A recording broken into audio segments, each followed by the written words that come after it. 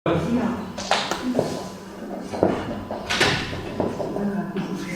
nüüd mul hiljaaegu paluti rääkida siin mälumaastike vaimse pärandi kogumisest ja anti nõu, et ma keskenduksin ühele külale, siis ma valisin Eru küla. Põhjus on see, et Eru külast siinpool on Tõnuoja ja Tõnuoja on olnud Harjumaa ja Virumaa ajalooliseks piiriks juba 13. sajandil. Ja kõik see aeg on see lahutanud Harju ja Virumaad. Siinpool on olnud Virumaa, teispool Harjumaa ja järelikult on see väga vana piir maastikul, mille vanuses on harulduse tunnused mitte ainult Eesti kontekstis, vaid üldse Euroopas ja maailmas, sest sedavõrd vanu säilinud piire ei ole olemas. See näitab, et teisi. See näitab, et on kinnistunud ajaloolises mälus just see Tõnuoja, mis Eru küla lähedal ja Korgaste külast läheb läbi ja Tammispea mäed, et see on niisugune. Ja meil on üks hea informant Eru külas, kelle ma leidsin üles tänu Villi Jahiloole. Ja Villi Jahilo on kohalik metsavendluse uurija, kes elab umbes Ilumäe külas. Tema ma leidsin üles tänu Käsmu meremuuseumi direktorile Aarne Vaigule. Ta on uurinud, Villi Jahilo on uurinud metsavendlust Lahemaa piirkonnas ja see oli kõikjal väga aktiivne. Toimus ränkpanu ja Villi Jahilo koos kirjanik Jaan Tuusvalliga, kes samuti elas Eru külas ja kes on nüüd lahkunud meie hulgast, on nad üritanud raamatu Mets on vend. See on vastupanu liikumisest siinsetel rannaaladel. Ja rääkis siis Villi Jahilo sellest, kuidas Käsmu laevaomanikud, ka Oskar Tiidemann 44. aasta septembri keskel Laukasoos pidasid nõu, kui Nõukogude armee oli tulemas, pidasid nõu selles osas, et kuidas rohkem rahvast säästa ja mida üldse ette võtta, kuidas säästa inimesi nende varandust. Aga varsti pärast sõda toimus Võhma kandis, kui metsamehed aktiivselt tegutsesid, tulevahetus, kus väidetavalt, aga selle kinnitusi palju ei ole, on üks Nõukogude piirivalvur surma saanud ja seetõttu, ütles Villi Jahilo, tehti Eru küla tühjaks. Leiti ettekäändeid, et paljud inimesed, kes sinna olid jäänud, näiteks Haneloksu põlistallu sealt ära saata ja see tehti siis kinniseks tsooniks ja hiljem omandasid sinna suvilaid kunstirahvas. Ja niisiis saimegi tänu Villi Jahilole tuttavaks väga toreda vanahärraga Kalju Krausiga, kes elab Erust mõne kilomeetri kaugusel Korgaste külas. Aga ta on oma elus väga palju Eru külaga seotud olnud. Ja kes on meile rääkinud kohalikust pärimusest. Kui me nüüd oleme käinud rannakülades ja kuulanud inimesi, mida on nendel meile ütelda, siis olen ka täheldanud, et nii mõnigi inimene, meie informant, on rääkinud ilusat rannakeelt vanade väljenditega. See ei käi vana metsamehe, Eru metsamehe Kalju Krausi kohta, sest tema alati väljendib väga diplomaatiliselt ja alati mõtleb järgi, mida ta ütleb ja esitab väga informatiivset teksti täislausetega. Aga mõni teine, kellega me oleme kokku saanud, räägib arkaismide rikast rannakeelt. näiteks mõni päev tagasi Pedassaare külas üks ligi 90-aastane proua huvitavaid väljendeid kasutas, mida ma ei olnud varem kuulnudki. näiteks, et mootor oli külas juba raksus, oli valmis minema merele mehi otsima. Seda, et mootor on raksus, seda ma ei olnud varem kuulnud. Samuti ta väljendas siis see mitmuse teist isikut nagu olivad, läksivad, tegivad. Nii et kui Eesti Keele Instituut neid intervjuusid kuuleb, mida ma olen talletanud, siis võib meil palju huvitavaid üllatusi olla. See on tavaline keelene finantsus, Kasutad, jah? Ma kontrollin ennast, aga ma tean, et ma olen teised korraldanud.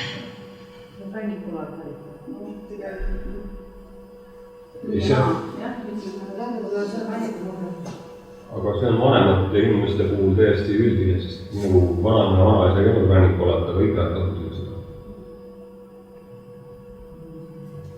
Aga siis diplomaatiliselt väljenduv ja soliidne vanahärra Kalju Kraus on olnud meie ainus informant Eru külas, sest seal on kõik uued sissetulijad, uusasukad. Nõukogude võim on ju tühjendanud seda küla paljuski ja see, kelle peale loota, ongi just Kalju Kraus ja ka tema sõber Villi Jahiga. Nad käisid koos ühes koolis. Ja nad on viidanud siis, missugused objektid seal Eru külas on. Et mõningad põlistalud, näiteks Eru Joosepi ja Haneloksu, kus elasid põliserulased Niilsed, kellest ka paljud on praegu elus, aga mitte Eru külas. Ja siis on ta rääkinud täpselt, kus asus kalade vastuvõtmise punkt nõukogude ajal, kui seal oli õige tee Kaluküla 40 aastate lõpus. Vahetult pärast küüditamist, siis kui kõik astus hirmuga ühismajanditesse. Ja ka tema enda vend, kes oli metsavend, võeti 46. aastal just Eru külas kinni. Võim oli ütelnud, et kõik võivad metsast välja tulla, kellel ei ole veresüüd.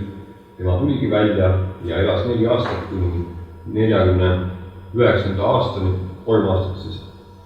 Ja siis määras kohus talle 25+5 aastat Magadani vangilaagris.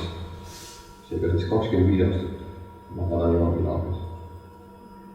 Ja on ka seal Joosepi, ma ütlesin, ja Eru Kõrve talus, seal on Erus Metsapahi talu. Seal asub praegu uus poliitik, elab seal Edgar Savisaar. Ja ta on selle Eru Kõrve Metsapahi maja on ta ümber nimetanud Hundisilma taluks. Aga selle nime Hundisilma, sellel on pikk lugu taga, sest tegelikult Hundisilma talu oli hoopis Võsul, kui sinna 19. sajandi alguses Palumise Farum ostis jahikoera eest omale väga hea jäägri nimega Aabram ja pani ta elama samuti Metsapahi majja, mille nimi on Hundisilma oli. Ja siis Savisaar selle Võsu talu nime kohaldas oma talule.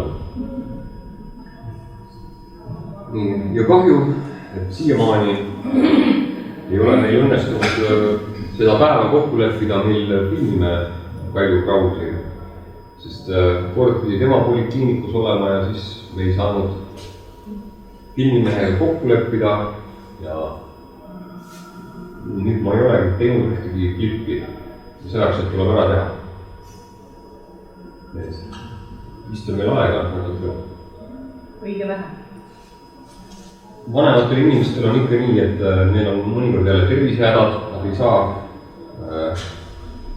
vastu võtta, aga ta hea meelega räägib, kui on selline võimalus kõikidele niisuguseid lugusid, mida tema on rääkinud Erukülast, ei ole ma varem kuulnud ja seda ei ole olnud ka Villi Jahilo ja Jaan Kruusalli raamatus. Et see on väga vana asustusega küla.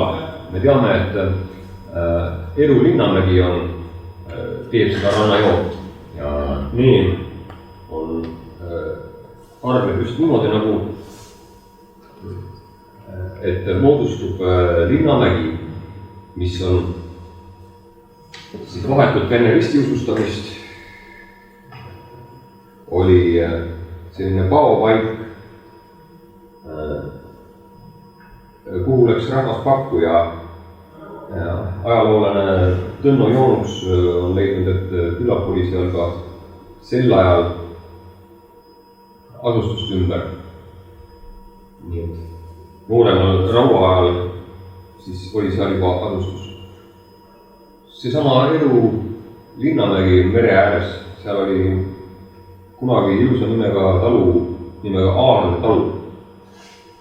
Ja Aarne talus kohutav tragöödia juhtus, nagu Kraus rääkis. Ta rääkis seda väga põhjalikult, talle omaselt pikki mõtlemispause pidades ja hea lause ehitusega. Aga nõnda, et Aarne talu peremees ja sulane nägid, et torm oli tulnud lahe suudmes suure kasti. Peremees rääkis, sulane rääkis, et vaat selles kastis on küll noos. See noos tuleb sealt ära tuua. Just nõnda Kalju Kraus rääkis. Nii viisid siis kaks meest selle raske kasti teineteise vahel rassisid elumaiga ja hakkasid seda noaga avama. Kogu külarahvas hoiatas neid, et see noos viige tagasi lainetesse, kuhu ta kuulub. Kuid ei, sulane ja peremees ei lasknud ennast sellest segada ja viisid noosi ikkagi majja. Nõnda jõudus siis see kuuldus, et niisugune asi on merest välja toodud Aarni talu vana peremeheni, kes leidis, et selle kasti lahku võtmine tuleks otse kohe lõpetada, sest tõenäoliselt on tegu meremiiniga. Ja karjapoiss oli vanaisa kõrval ja vanaisa ütles karjapoisile, et jookse nüüd nii kiiresti kui saada. Tuiska minema ja hoiata neid, et nad ei teeks seda noosi lahti. Ja kui karjapoiss oli jõudnud just elumaja lävele, siis käis suur plahvatus ja see noos laskis õhku terve elumaja ja hukkusid nii sulane peremees kui see karjapoiss. See on ka õpetus. See oli 41. aasta suvel. Õpetus sellest, et ei tasu esimeste ette juhtuvate asjadega tegemist teha. Ja ka selles loos me näeme elutarga metsamehe sõnastust. Ta seegi püüab ennast väljendada, teades, et see läheb avaliku kohta väga korrektselt ja kirjakeelselt, aga siiski tuleb välja mõnus rahvakeel sellest tema jutustusest. Ja ideaalis võiksime selle mehe kaasa võtta ja ta näitab siis ise oma käega, kus selles külas miski asub. Aitäh!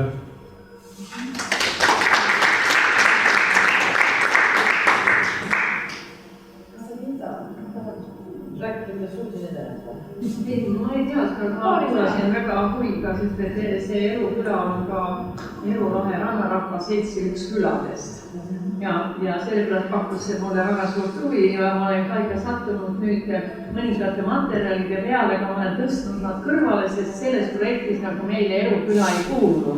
et mine tea, võib-olla peaksime ka omavahel koostööd nagu paremini tegema, et saaksime täiendada seda, mis teie teate, mida meie teame, sest et me saame võtnud sõnaga seda eluküla ikka nagu Rannarahva seltsi ühe küla, või mitte praegu selles projektis. Mul on üks selline küsimus, et mind alati nagu mõtlevad olnud, et need küla ja kogukonna huvitavad sellised ja head jutuvestjad on ju tavaliselt ka sellised head jutuväljanõtlejad. Et nad tekitavad seda nii-öelda uut lugu või uut folkloori, et kas te nagu selles projektis kuidagi seda eristada püüate, mis on selline nii-öelda jutuvestja enda lugu ja mis on see, mis on kuskilt varem saadud? See on küll väga Ma olen kuulnud ka ühest asjast, neli erinevat versiooni. Ja siis ütleme nii, et siis on see loogiline mõtlemine, mis sealt selekteerib välja. Et see läheb üle hullus või kõik ebaosanud. Ei, mitte selles mõttes, et ebaosaldusväärne oleks, aga lihtsalt, et see vajab tugevat analüüsi. See oli ka osakond, et sellesse tema folkloor, eks ju. Et selle esimese etapi puhul oli ju küll, kui sa ikkagi külade ajaloolise õiendit tegid, et siis me taotlusime küll seda, et ta oleks faktitäpne. Aga jah, et kui me nüüd oleme siin selles teises etapis ja teeme neid intervjuusid, siis tõepoolest, et võib-olla keegi suudab küll meid ära võtta. See fakti täpsus ka tegelikult, ütleme, igal jutul on tegelikult alusmingi. Aga see fakti täpsus ja selle põhjal nagu teatud jutud üldse välja selekteerida, et siis võib midagi varjule. See oht on ka. Ja pärimuse või rahvapärimuse puhul üldiselt on kolm asja. Üks on need samad Laane Thompsoni tüüpsüžeed, mis erinevas variatsioonis erinevatel jutuvestjatel on, see ei pruugi olla see, ja nad tulevad nagu tüüpsüžee peale tuleb nagu jooksvalt igal heal jutuvestjal nagu erinevas paigas, erineva paigaga seotud lugu. Siis teine on siis just sellel ajaloolistel legendidel ja ajaloolistel substantsil põhinevad lood, mis nagu üks või teine räägib, mis on muutunud koha pärimuseks, aga millel võib olla mingi ajalooline nagu tagapõhi või allpõhi või mingisugune motiiv, mis pärinebki mingist ajaloost, nagu seesama Tiimani otsist Troojaks. Ja siis see kolmas ongi, et hea jutuvestjal on alati see oma unikaalne repertuaar, mis ei tähenda, et see ei ole koha pärimus või et see ei ole pärimus, ta muutub pärimuseks. Hea jutuvestjal tekitab pärimust juurde, et see on nagu täiesti ka. Teine asi on ajaloolised õiendid, seal peab olema ajalooline õiendada ajalooline. Enda arvele ja teised olidki nagu ajaloolane oli nõutav esimene napis.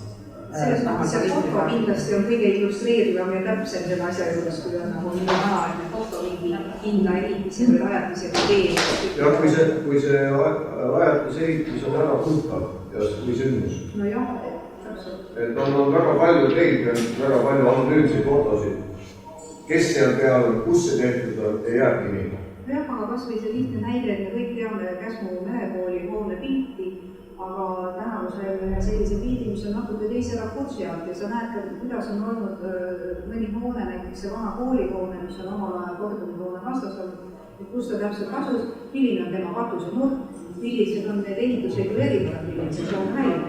Ta ei ole esiplaanil, vaid ta on tagaplaanil. Aga ta on täiesti olemas nüüd ja kui on pildid, siis ta tegelikult on teada. Ta ei ole enam kellegi jutt, suvaline jutt. Ma ei tea, vaid paari sõnaga mul läks kohta klassi. Selles mõttes, et ega see väga lihtne pole olnud. Õige inimesed ja peale selle tõesti ühte seda sama pärimust võib olenevalt persoonist rääkida mitmeti. Ja sellel on ju ka oma väärtus, kui tema näeb selles mingit moodi, aga kui neid hakata kasutama ja kokku viima nüüd ajaloodana, siis peaks hakkama kommenteerima hoopis põhjalikumalt, nagu ütles seda professor Tarn. See ei saa pärimusi kasutada otse, vaid neid tuleb siis juba põhjalikult kommenteerida. Nii et see on jah, juba keerulisem asi, millest juba juttu oligi. Ei saa paljuski on ka ütleme, mina olen saanud mõnede nii-öelda legendide kinnistusi või täpsustusi, nende paikapidavust ka seal, et leitude põhjal ja siis nagu maastikuanalüüsiga. jah, maastikuanalüüs on kindlasti aitab kaasa sellele ja neid kas meil tundub küll, et see on nagu lõpmatu töö ja kui seda ikka veel tuleb teema, siis meil peaks selleks nagu aega olema. Sest et meie ei suuda kindlasti ka teise etapiga seda küll ja kui see kolmas nüüd ka veel tulemas on, no võib-olla siis hakkab asi veel täpsemaks minema. Mina leian, et selle asja üks hea pool see, et on antud pool sellises tegevuses. Et ma arvan, et see ei juhtu mitte kunagi. kas sa nüüd täiendada, Ale, kas see jaa, kuidas see on veebipõhine Maa-ameti kaardikeel täpselt samamoodi tõenäoliselt nagu maastikus esimese etapiga, et mina, Krista ja see oli kontaktis, siis Maa-ameti palus keegi kontaktiks panna, et juhul kui tekib täiendusi, et siis tõenäoliselt, et nüüd ongi see küsimus, et kas see on siis Keskkonnaameti inimene või see on siis küladest keegi kontakti inimene, kes jääb pärast kontaktiks, aga see igal juhul nagu küladest puhul tähendab see vabatahtliku tööd, aga Keskkonnaametis saab selle panna veel ülesandeks Maa-ameti kaardikeel kogumisel ja kõikide rahvusparkide mälumaastike nagu täiendamise et mis oleks suhteliselt mõistlik, et seda ei tule enam sellises massis, nagu ta ühesõnaga see, et kui tuleb veel midagi, et siis ei jää kaotusse ei lähe või saab sinna peale lisada. näiteks pärandkultuuri kaardikinnid on julgemiseks kus mingi kontaktiks, eks ju, lihtsalt edastab Maa-ametile peale needsamad inventuuri enam ei tehta süstemaatiliselt, aga kui mingid sellised infod tulevad, saab edasi. või siis Triin on nüüd tagasi tööl, et siis tõenäoliselt tema on ju koduloolised uuringud, mida tehakse ja saab neid koguda ju ka edasi.